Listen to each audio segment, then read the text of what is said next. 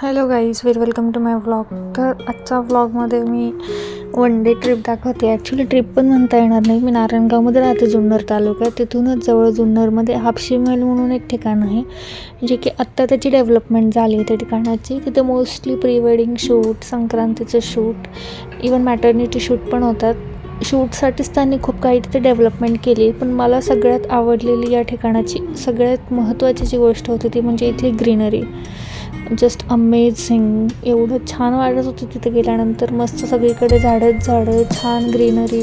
किती दिवसांनी अंगावर असं कोवळं ऊन मी घेत होते, कारण आपण घरामध्ये फ्लॅटमध्ये राहतो तर बाहेर जाण्याचं जास्त काही असा चान्स भेटत नाही आपल्याला. कामानिमित्तच आपण तेवढंच असतो. खूप दिवसानंतर थोडीशी चेंज, थोडंसं फ्रेशनेस याच्यासाठी मी बाहेर जायचं ठरवलं. ॲक्च्युली माझे हस्बंड नव्हते माझ्यासोबत, तर मी माझं पार्टनर शाश्वतलाच करून घेतलं होतं. मी शाश्वतसोबतच खूप धमाल करत होते.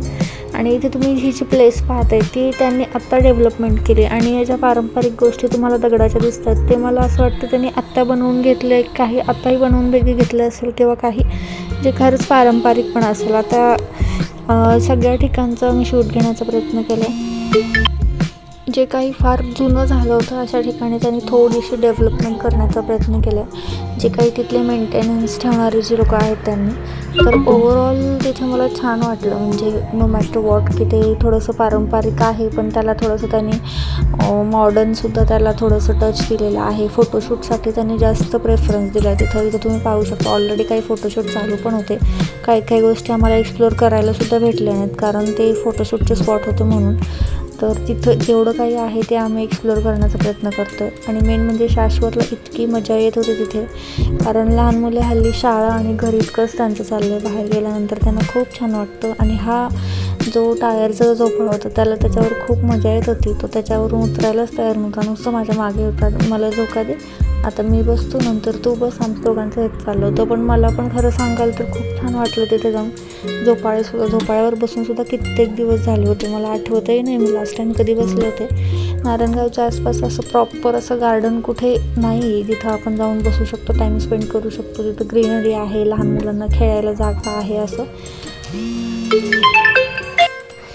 खूप निसर्गरम्य, शांत अशी जागा होती. खूप छान वाटलं तिथे गेल्यानंतर. ॲटलिस्ट पीस आहे तिथं, म्हणजे शांतता आहे, कसला आवाज नाही, गोंगाट नाही, डिस्टर्बन्स नाही. फक्त बसायचं, शांत एन्जॉय करायचं. तर ओव्हरऑल माझा तिथला एक्सपिरियन्स छान होता.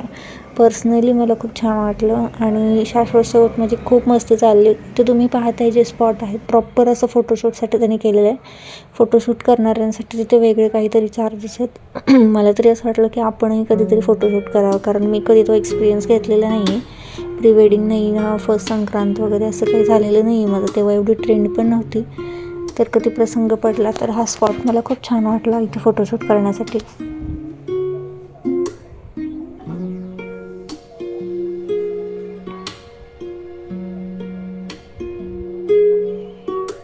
ॲक्च्युली आम्ही गेलो होतो संडेला, आणि संडेला इतकी गर्दी होती, आम्हाला ते लक्षातच आलं नाही की संडे असल्यामुळे गर्दी असेल, फोटोशूट असेल. आणि संक्रांत पण तेव्हा जवळ आलेली होती, तर त्याच्यामुळे खूप जास्त गर्दी होती. पण ठीक आहे, इतका काही फरक नाही पडला. ओव्हरऑल एक्सपिरियन्स छान होता. तितकं काही आम्ही एक्सप्लोअर करू शकतो आम्ही केलं. झोपाळ्यावर बसलो, मजा केली, मस्ती केली, गप्पा मारल्या, खाल्लो पिल्लो, मस्तपैकी 1-2 तास तिथं स्पेंड केले आरामशीर. आणि थंडी असल्यामुळे उन्हाचा इतका काही त्रास नाही झाला. घरामध्ये बसल्यानंतर इतकी थंडी वाजते आणि बाहेर गेल्यानंतर अक्षरशः नंतर इतकं गरम होत होतं. हे असे स्पॉट आहेत, त्यांनी छोटे छोटे अशा जागा बनवतात वेगवेगळ्या, जिथे आपण फोटोशूट करू शकतो. पारंपरिक असेल, नऊवारी घालून असेल, तर अशा वेगवेगळ्या ठिकाणी ते आपण बसून मस्त फोटोशूट करू शकतो. आणि असं मस्ती करत मजा करत, असं वेडेचाळे करत सगळी लोकं आमच्याकडे बघत होते की यांचं काय चाललं आहे, नक्की करताय काय. तर असं करत आम्ही खूप छान दिवस स्पेंड केला तिथे. भेटूया पुढच्या ब्लॉगमध्ये.